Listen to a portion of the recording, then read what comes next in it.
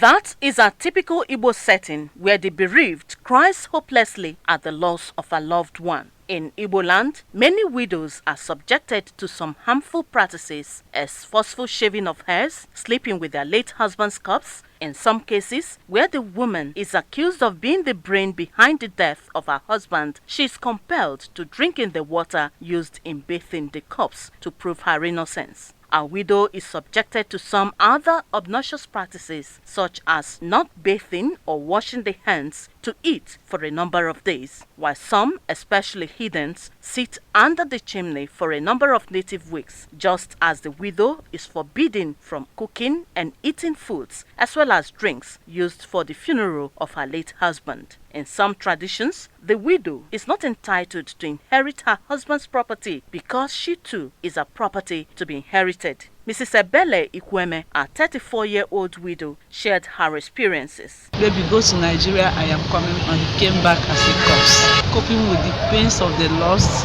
and the little baby, 10 days old. It was really tough.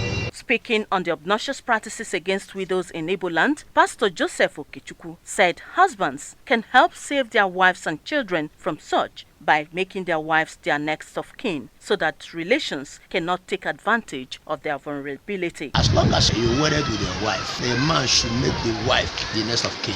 Mr. Charles Eme, on his part, believes men should make their wives part of their businesses. The fault comes from the men. A good number of our men do not prepare things before their demise. Mrs. Mary Akujobi, however, has a word of advice for fellow women who, she said, are the real culprits in the marginalization of widows, saying that African women are seen generally as slaves. If you do it to person today, tomorrow you may become a widow and they will do the same to you. Government at all levels should, as a matter of urgency, rise to defending the fundamental rights of women, especially the widows. In Oka, Ekwi Ajide, ABS News.